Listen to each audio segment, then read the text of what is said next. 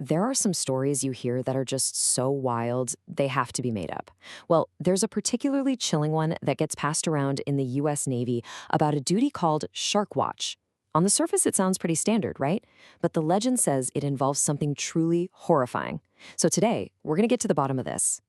So here's the story. When sailors get a swim call, which is basically a chance to swim in the middle of the ocean, there's a guard on watch. And the myth says that if a shark shows up, that guard has a very dark, very specific order. The logic is just brutal, right? Sacrifice one person to save everyone else. It's got this grim, pragmatic feel that makes it just plausible enough to send a shiver down your spine. It's kind of like that old joke. I don't have to outrun the bear. I just have to outrun you. To figure this out, we really have to dive into the culture where a story like this gets born. See, this isn't just some random rumor. In the military, this has a name. It's called a sea story. Okay, so let's cut right to the chase. Is there any truth to this absolutely gruesome claim? We went looking for what actual sailors had to say about it. And there it is, straight from the source. Sharkwatch is 100% a real thing, but its purpose is to protect the sailors, not sacrifice them. That whole story about shooting the slowest swimmer, it's a classic bit of military humor, a dark joke you tell the new guys to see if they'll bite. And that's exactly what a sea story is. You take a little piece of truth, in this case, the fact that a shark watch exists, and you wrap it up in this crazy, exaggerated tale. It's a way to bond, to entertain, and yeah, to mess with the rookies. So if they aren't shooting the slowest swimmer, thankfully, what is the gunner's mate on Shark Watch actually supposed to do? Let's break down what really happens. The myth paints this picture of a human sacrifice, a bloody distraction. But the reality is way more practical. The guard shoots at or near the shark, not necessarily to kill it, but to scare it away with the sound. Think about it. A high-velocity bullet hitting the surface of the water creates this massive shockwave, this huge acoustic blast.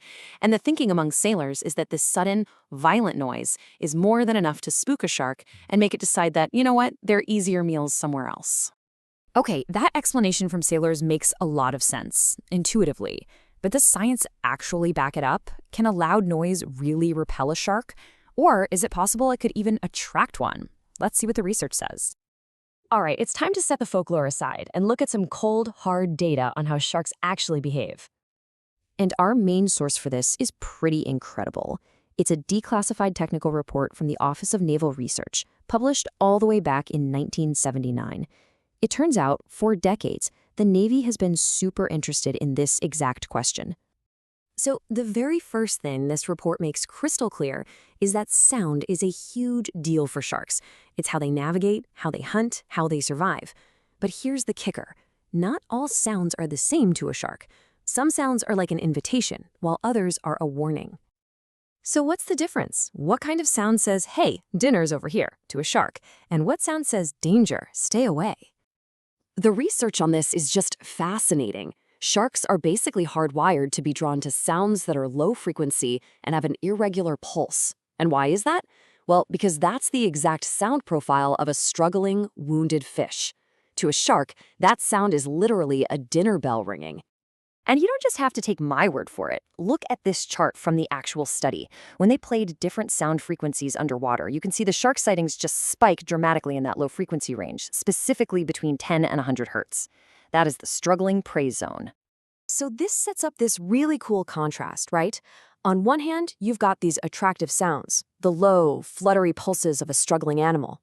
But on the other hand, the report found that loud, sudden, impulsive noises, like, say, a gunshot hitting the water, trigger a withdrawal response. The shark hears that and thinks, threat.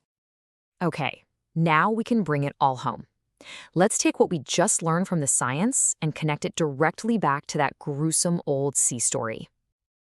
And here is the ultimate, mind-blowing twist.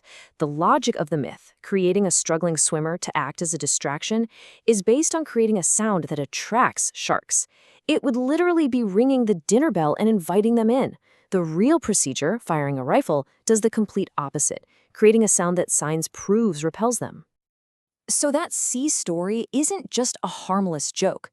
When you actually look at the science, it is literally the most dangerously wrong piece of advice you could possibly follow. The myth and the reality aren't just different, they are perfect polar opposites. So, in the end, the Navy's real procedure is totally backed by decades of research, while the spooky folklore isn't just wrong, it's completely backward. It really makes you wonder, doesn't it? What other bits of common knowledge that we all just accept might be the complete opposite of the truth?